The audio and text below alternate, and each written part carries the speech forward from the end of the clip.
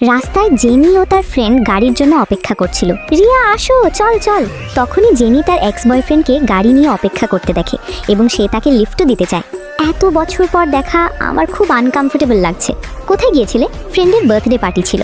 Thanks lift দেওয়ার জন্য বলি জেনি দৌড়ে গাড়ি থেকে বের হয়ে আসে। একটু পর মনে পড়ে সে ছাতা আনতে ভুলে গিয়েছে। তখনই পেছন থেকে ইয়াশ তার মাথার উপর ছাতা ধরে আর জেনি তার সঙ্গে ধাক্কা খায়। ইয়াশ ওকে বাসা পর্যন্ত এগিয়ে দিয়ে আসে। তার জন্য তাকে ধন্যবাদ দিয়ে জেনি একটা টাই বক্স তাকে গিফট করে।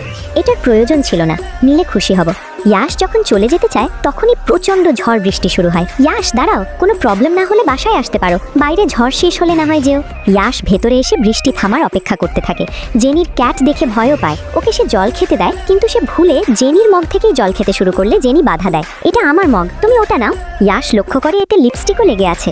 দেরি হয়ে যাচ্ছে, এখন আসছি বলে ইয়াশ বাসা থেকে চলে যায়। পরের দিন জেনির পরিবারের একটা ডিনার ইনভাইটেশন ছিল, যাকে সে জীবনসঙ্গী করবে তার সাথে। কিন্তু ও বিয়ে করতে একদম রাজি ছিল না। তার সৎ মা ও বোন জোর করে তাকে ওই ছেলের সঙ্গে বিয়ে দিতে চায়। কেন বিয়ে করবে না? কি সমস্যা তোমার?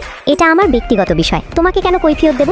সৎ মা তার উপর রেগে যায়। তখনই ওই ছেলে চলে আসে। ওরা সবাই ভদ্র হয়ে যায়, যে আর কেউ না, তারই এক্স বয়ফ্রেন্ড ছিল।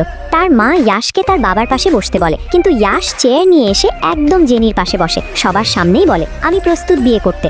গল্পটি ভালো লাগলে লাইক, সাবস্ক্রাইব প্লিজ।